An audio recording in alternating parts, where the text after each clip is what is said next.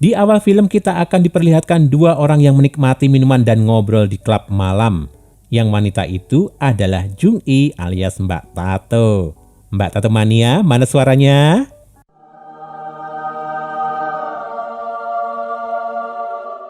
Singkat cerita, ketika mereka asik ngobrol, datang pelanggan lain yang gayanya nampak seperti pengusaha kaya raya, ikut bergabung duduk bersama Jung-i. Pria ini bernama Jo-sun. Dengan sigap dan riang gembira, Jung-i langsung mengajak Jo-sun untuk ngobrol.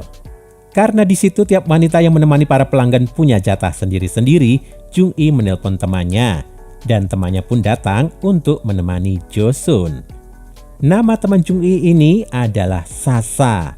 Wanita baju merah ini langsung duduk di hadapan Jo-sun, dan mereka berempat pun langsung menikmati minuman dan mabuk bersama-sama. Nah, setelah beberapa gelas, Jo-sun nampak nggak kuat lagi. Dia pun meletakkan kepalanya di meja dan nggak mampu bangkit lagi. Sasa yang melihat pelanggannya mabuk langsung membawa Jo-sun ke kamar hotel dekat dengan klub malam itu untuk istirahat. Karena mabuk dan terbawa suasana, Jo-sun dan Sasa pun akhirnya melakukan perkejutan duniawi dan cocok tanam bersama di hotel itu. Keesokan paginya, mereka berdua sudah sama-sama sadar. Mereka berdua, Jo-sun dan Sasa duduk dan ngobrol serius. Kayaknya Jo-sun beneran suka dan tertarik pada Sasa, sehingga Jo-sun menawari Sasa untuk menikah dengannya. Karena mereka berdua ini adalah janda sekaligus duda, maka senanglah masing-masing bisa menemukan pasangan barunya dan bersiap hidup bahagia. Di situ Jo-sun mengatakan pada Sasa bahwa Jo-sun nggak sendirian. Dia mempunyai anak bernama Toto yang hidup bersama Jo-sun selama ini. Di saat yang sama, Sasa pun mengatakan bahwa ia juga mempunyai seorang putri bernama Mina. Wah, cocok nih, rame. Hehehe. Malam harinya, Sasa kelihatan duduk di bar untuk bersiap pamitan pada Jung-i. Sasa merasa kehidupan malamnya sudah usai dan ia akan hidup normal sebagai istri di rumah Jo-sun. Mendengar hal itu, Jung-i amat kesal karena ditinggal Sasa sendiri. Scene berpindah pada Sasa yang kelihatan dijemput anaknya, Mina.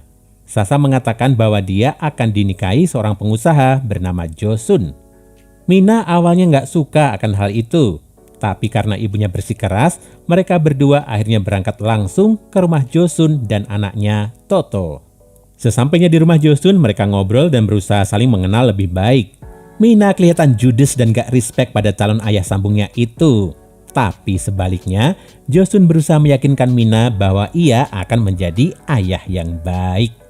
Ketika mereka bertiga asik ngobrol, Toto pulang dari kantor dan langsung diperkenalkan pada Sasa dan Mina. Singkat cerita, Jo-sun mengantar Mina ke kamar barunya untuk beristirahat. Dan setelah itu, Jo-sun menemui calon istri barunya di kamarnya. Sebagai bentuk tryout atau latihan, Jo-sun dan Sasa akhirnya melakukan perkejutan duniawi dan cocok tanam untuk yang kedua kalinya. Pagi harinya, keluarga kecil ini makan bersama-sama. Nggak lama setelah makan, Jo-sun pamit untuk berangkat ke kantor. Sementara Sasa lalu membereskan kamarnya dan calon suaminya. Ketika membereskan semua sudut ruangan, Sasa menemukan suatu surat rahasia yang terselip di bawah kasur dan lemari. Surat itu menjelaskan bahwa pemilik semua kekayaan rumah dan perusahaan Jo-sun adalah atas nama Toto. Sejak saat itu, Sasa berusaha memutar otaknya bagaimana bisa mendapatkan semua itu dan mendekati Toto. Ini mulai beraksi ini mamah muda.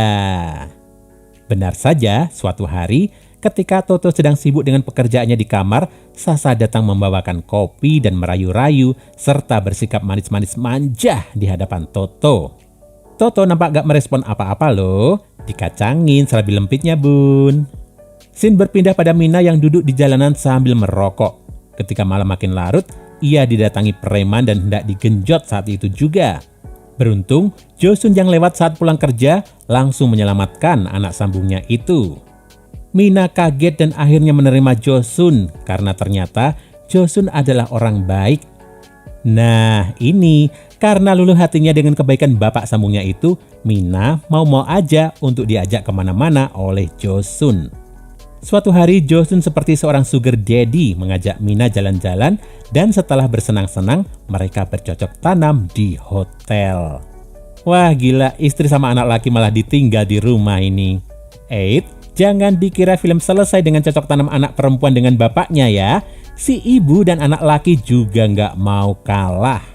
Ketika Josun menggenjot Mina di rumah, Sasa memancing Toto dengan pakaian yang amat seksi. Awalnya Toto sangat kaget. Tapi karena ia terpancing juga dengan keseksian ibu sambungnya, mereka berdua pun akhirnya melakukan percocok tanaman dan pergenjotan duniawi. Dan film pun akhirnya selesai. Halo gengs, gimana? Filmnya sangat ringkas dan jelas ya. Hehehe. Stepmother's Purpose ini ternyata juga Stepfather's Purpose. Josun menginginkan Mina, sementara Sasa menginginkan Toto. Ya, Mbak Tato ditinggalin deh. Yang bapak berburu serapi lempit, yang ibu mencari harta dan tahta. Kisah ini benar-benar simpel sebenarnya, dan barangkali bukan hal yang gak mungkin terjadi di dunia nyata.